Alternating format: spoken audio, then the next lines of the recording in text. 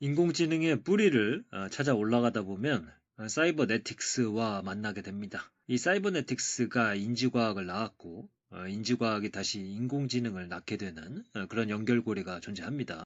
좀 더 정확하게 말하자면 이 사이버네틱스는 크게 1차 사이버네틱스, 2차 사이버네틱스로 나눌 수가 있고요. 1차 사이버네틱스의 기간이 1946년에서 1953년으로 보고 있고요.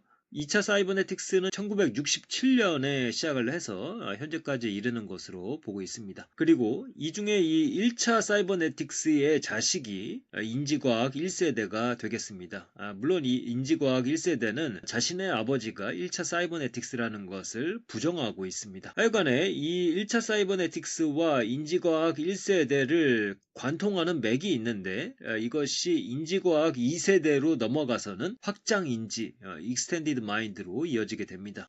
어쨌든 이 지배하고 통제하는 창조자의 위치를 꿈꾸는 이 계보의 흐름에서 결국에 인공지능이 탄생하였으며 이 흐름에 영향을 받은 많은 학자들이 현재 트랜스 휴머니즘의 비전을 이끌어가고 있습니다. 이러한 1차 사이버네틱스, 인지과학 1세대, 트랜스 휴머니즘을 관통하는 하나의 주제가 있습니다. 그것은 바로 인간의 마음을 일종의 계산으로 이해를 한다는 것입니다. 다음의 구절들을 읽으면 이런 점들이 잘 드러납니다. 먼저 사이버네틱스에 대한 장페르 듀피의 평가입니다. 사이버네티션, 매우 일반적인 용어로 요약을 하면 그들의 신념은 다음과 같다. 사고는 계산이다. 계산은 특별한 종류의 기계가 수행하며 이 기계는 기술적으로 알고리즘으로 불린다. 생명과 마음에서 드러나는 의미와 목적, 방향성과 지향성은 물리법칙으로 온전히 설명될 수 있다. 그 다음에 인지과학 1세대에 대한 마크 롤렌즈의 설명입니다. 마음을 연구하는 전통적인 시도들은 지각, 기억, 사고, 추론 등 심적 과정에 해당하는 모든 것이 뇌 안에 존재한다는 생각에 기초한다. 여기에서 심적 과정은 뇌 과정과 동일하거나 뇌 과정에 의해서만 실현되는 것으로 간주된다. 전통적인 형식의 인지과학은 심적 과정이 뇌의 하드웨어 안에서 실현되는 추상적 프로그램이라는 생각에 기반한다. 그 다음에 트랜스 휴머니즘에 대한 이종관 교수님의 설명입니다. 보스트롬이 제시하는 트랜스 휴머니즘의 비전을 좀 더 자세히 들여다보면 두 가지 상반되는 철학적 입장이 혼재되어 있음을 알 수 있다. 그것은 유물론적 환원주의와 기능주의이다. 이 기능주의, 보통은 계산론적 기능주의를 말하기 때문에 이 트랜스 휴머니즘의 이념에도 계산의 개념이 도사려 있다고 보시면 될 것 같습니다. 계산주의, 기능주의에 대한 관점은 추후에 다시 다루도록 하겠습니다. 사이버네틱스와 인지과학 모두 인간의 마음의 본질이 계산이며 그 계산은 기계에 의해서 수행된다고 보고 있습니다. 다시 말해 이들 모두 인간의 마음을 기계화하고자 합니다. 다만 이 사이버네틱스와 인지과학 사이에 이 계산 개념의 결정적인 차이가 있습니다. 그것은 바로 사이버네틱스의 계산이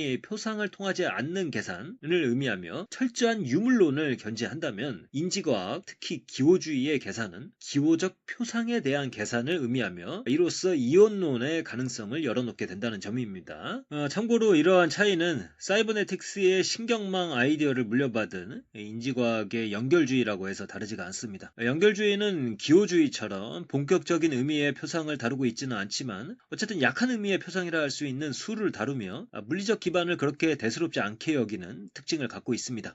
그러니까 이 1차 사이버네틱스의 신경망하고 이 인지과학의 신경망은 개념이 조금 다르다고 보시면 되겠습니다. 하여간에 이 사이버네틱스의 계산은 표상을 통하지 않는 신경 그 자체의 계산입니다. 물리적 신경이 온전히 구현되지 않았다면 추상적 프로그램만으로 마음을 구현하기는 어렵다는 의견이 되겠습니다. 따라서 자연스럽게 사이버네틱스의 마음 기계는 소프트웨어에 기반한 인공지능이 아니라 하드웨어를 갖춘 인공두뇌를 지향하게 됩니다. 표상을 통하지 않는 계산이 무엇인지 개념이 잘 잡히지 않을 수도 있습니다. 예를 하나 들어보겠습니다. 온도 조절기는 온도를 확인한 후에 조절되는 식으로 작동을 합니다. 이때의 작동은 물리법칙에 따라 자동적으로 이루어질 뿐 표상에 대한 의미 해석과 그에 따른 수행이 이루어지는 것이 아닙니다. 숫자를 읽고 지금 온도가 많이 올랐으니까 떨어뜨려야 된다 이런 식으로 그 숫자를 해석하고 이런 게 아니라는 거죠. 그냥 물리적으로 뭔가 과열되고 그러면은 과열된 것에 의해서 조절기에 어떤 기능이 작동을 하고 이런 방식이라는 거죠. 그래서 이 온도 온도를 낮춘다라는 표상을 해석하고 그것을 수행하는 것이 아니라 그저 물리적 법칙을 고려해 설계된 구조대로 인과적으로 온도 측정과 조절을 수행할 뿐입니다. 반면에 인지과학의 계산은 물질에 기반하지 않는 추상적인 성격의 계산입니다.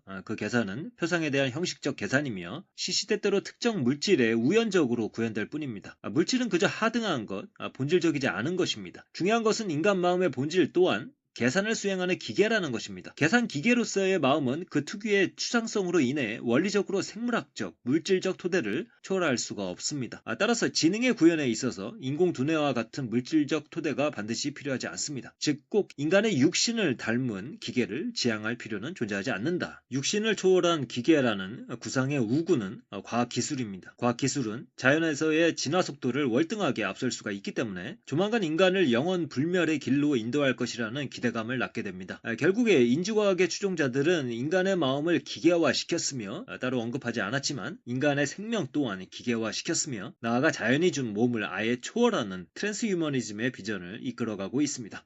그러면 이제 2차 사이버네틱스에 관한 내용으로 넘어가도록 하겠습니다. 먼저 2차 사이버네틱스의 계보를 간단히 언급하자면 2차 사이버네틱스는 1960년대에 태동을 하였고 이들의 유산은 상당 부분 인지과학 2세대의 체화주의로 이어지게 됩니다. 크게 체화, 확장, 내장, 행화 인지로 나뉘게 되는데 이 모두가 2차 사이버네틱스에 직접적인 영향을 받은 것은 아니지만 그 중에 행화 인지는 확실하게 2차 사이버네틱스의 적장자이며 체화 인지 또한 큰 영향을 받은 후예라고 할 수가 있겠습니다. 그리고 이러한 흐름과 조우하는 새로운 인간에 대한 패러다임은 비판적 포스트 휴머니즘이 되겠습니다. 먼저 폰 페르스터 등이 추동한 2차 사이버네틱스는 관찰자를 시스템 밖의 존재로 보는 것이 아니라 시스템 내부에 이미 참여하는 존재로 보는 새로운 사유를 전개하였습니다. 이 사유를 이해하기 위해서는 이제 다음에 소개할 자기 조직화, 자기 생성의 개념을 먼저 살펴봐야 합니다. 사이버네틱스의 관점은 기본적으로 구조가 인지를 결정한다는 관점이며 자기 조직화,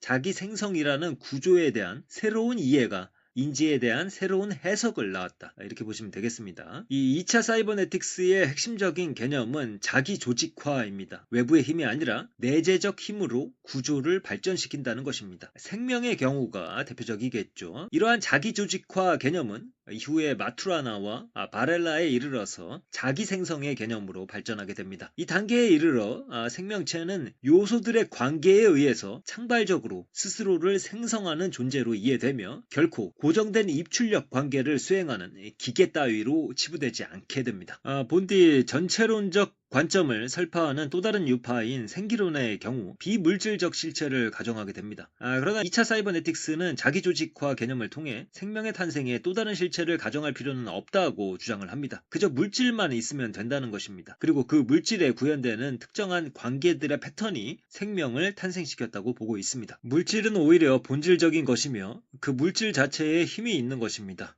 인지과학 1세대와 같이 추상화, 단순화, 환원하는 방식은 복잡성을 축약시키는 것이며 복잡계가 전체로서 창발하는 현상을 이해할 수 없게 만듭니다. 이 축약된 시스템에도 자기조직화 개념을 접목할 수 있을지는 몰라도 그러한 방식의 자기조직화는 물질적 토대 위에 구현한 자기조직화와는 애초에 다른 모습일 것입니다. 생명의 본질에 대한 이러한 관점은 인지에 대한 설명으로 자연스럽게 이어집니다. 생명체는 환경에 대한 정보를 수동적으로 받아들이기만 하는 존재가 아닙니다. 자기 자신을 조직화하는 생명체의 몸은 그 조직화 과정을 통해 산출된 구조를 통해 특정한 관점으로 현실을 구성하게 됩니다. 이것이 우리의 인지입니다.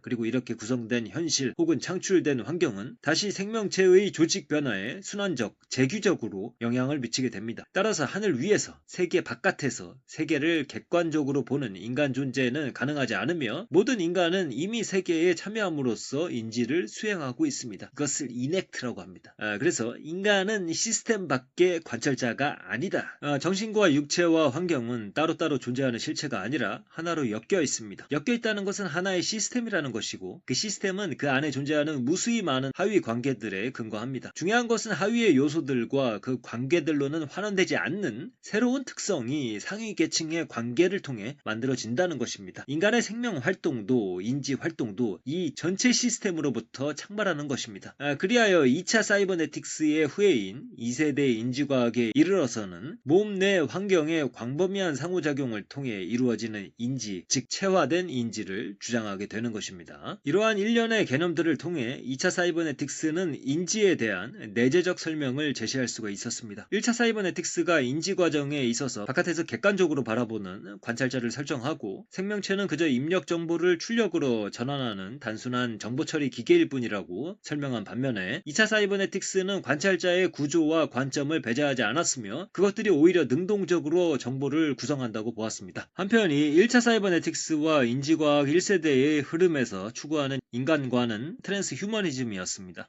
반면에 2차 사이버네틱스와 인지과학 2세대의 흐름에서는 포스트 휴머니즘의 인간관이 새롭게 부상하게 됩니다. 이 흐름은 모든 차별받던 것들의 반란 혹은 복원으로 요약을 할 수가 있겠습니다. 예컨대 정신에 대해서는 육체가 복원이 되고요. 또 인간성을 이루는 요소는 정신만이 아니며 인간의 몸과 그 안에 내재된 동물성 또한 강조되어야 한다고 봅니다. 마찬가지로 동양과 서양, 남자와 여자, 인종에 대한 구분과 차별 또한 철폐시키고자 합니다.